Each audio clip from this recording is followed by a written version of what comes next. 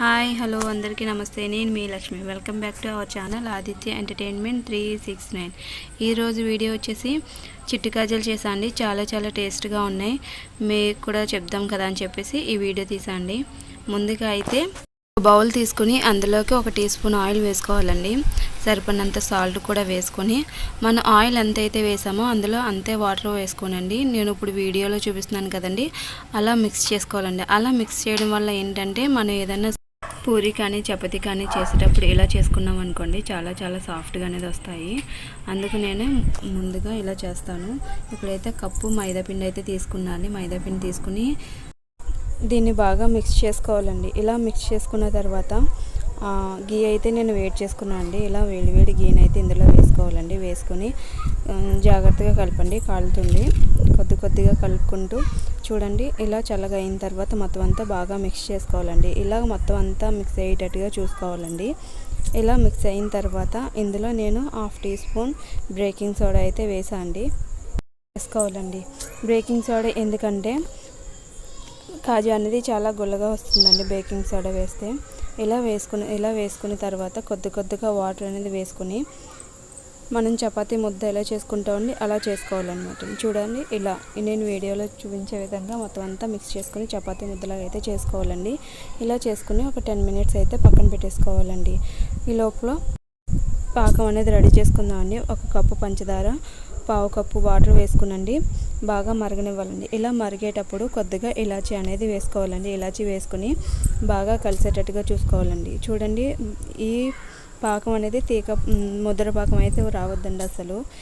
తీగ పాకం వచ్చేంత వరకు చూసుకుని స్టవ్ ఆఫ్ చేసుకుని పక్కన పెట్టుకోవాలండి.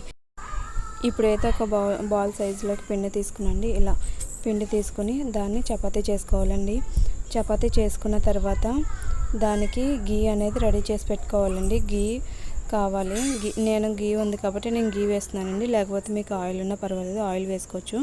నేను గీ ఇలా స్ప్రెడ్ చేసుకునండి. మొత్తం అంతా స్ప్రెడ్ చేసుకుని దాని మీద మైదాపిండి అయితే వేసుకున్నాను. నేను మైదాపిండి గీ వేయడం వల్ల ఏంటంటే మనకి లేయర్స్ అనేది పర్ఫెక్ట్గా వస్తుందండి. అందుకు లేయర్స్ రావడానికి ఇలా వేసుకుంటాం అనమాట అండి. ఇప్పుడు నేను వేలుతో ఇలా అంటండి, అది వాటర్ వేస్తున్నాను నేను. కొద్దిగా మనం వేలుతో వేసుకోవాలి. కొద్దిగా వాటర్ వేసుకుని నేను వీడియోలో చూపించే విధంగా ఇలా చేసుకోవాలండి. చపాతీ అంచుకి ప్లేట్కి అందుకునే విధంగా చేసుకోవాలి. చేసుకున్న తర్వాత కొద్దిగా నేను ఎలా అయితే రోల్ చేస్తున్నానో అలా రోల్ చేసుకుని వీడియోలో చూపించే విధంగా చేసుకోవాలండి. ఇలా చేసుకున్న తర్వాత దాన్ని ఇలా చిన్నగా కట్ చేసుకోవాలండి. లాస్ట్లో ఇలా కట్ చేసుకున్న తర్వాత లాస్ట్లో అటువైపు ఇటువైపు ఎడ్జులు తీసుకుని పక్కన పెట్టేసుకోవాలండి. నేను 2 టైప్స్గా చేశాను. మీకు ఎలా అయితే వీలవుతుందో అలా చేసుకోండి. చూడండి, ఒక్కొక్క పీస్ని తీసుకుని నేను చపాతీ కలిపి ఇలా ఎడ్జ్కి అనేసి ఇలా అంటున్నాను అండి. మీకు లేదు నాకు ఇలా కష్టంగా ఉంది అని అనుకుంటే అండి ఇంకొక పద్ధతి కూడా ఉందండి. అది ఏంటంటే ఇప్పుడు ఒక పీస్ని తీసుకునండి. ఇలా నేను వేలుతో వీడియోలో ఎలా అయితే చూపిస్తున్నానో అలా వేలుతో ఇలా అంటే అండి మన కాజా అనేది చాలా పర్ఫెక్ట్ సైజులో అనేది వచ్చేస్తుంది. పర్ఫెక్ట్గా ఉంటుందండి. చూడండి ప్లేట్లో ఎంత బాగున్నాయో. ఇప్పుడు స్టవ్ ఆన్ చేసుకుని ప్యాన్ పెట్టుకుని అందులో డీప్ ఫ్రైకి సరిపడేంత ఆయిల్ వేసుకోవాలండి.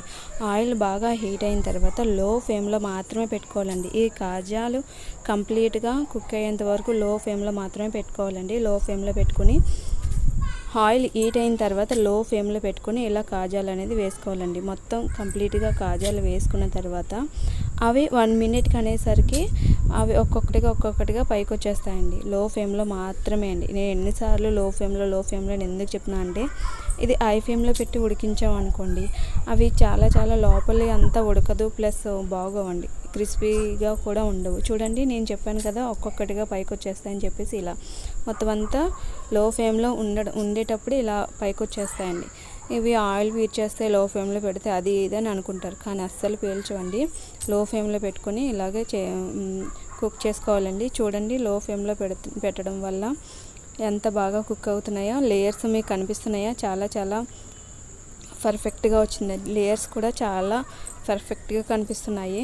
ఇలా బాగా కుక్ అయిన తర్వాత బ్రౌన్ కలర్లోకి వచ్చిన తర్వాత దీన్ని తీసుకుని పాకంలో అయితే వేసుకోవాలండి. ఇలా పాకంలో వేసుకున్న తర్వాత పాకం అంతా బాగా కలిసేటట్టుగా చూసుకోవాలండి. చూడండి, ఇలా బాగా పాకం అంతా కలిసేటట్టుగా చూసుకుని ఒక ప్లేట్లోకి తీసుకొని సర్వ్ చేసుకోవడం అండి. చూసారా, మీకు లేయర్స్ కనిపిస్తున్నాయి కదండి, ఎంత బాగా వచ్చాయో. చాలా చాలా పర్ఫెక్ట్గా వచ్చాయి. టేస్ట్ కూడా చాలా చాలా బాగుందండి. మీరు కూడా ట్రై చేసి ఎలా ఉందో కామెంట్ రూపంలో తెలియచేయండి. ఈ వీడియో కనుక మీకు నచ్చినట్లయితే లైక్ చేయండి, షేర్ చేయండి, సబ్స్క్రైబ్ చేయండి, పక్కనున్న బెల్ ఐకాన్ని గట్టిగా కొట్టండి.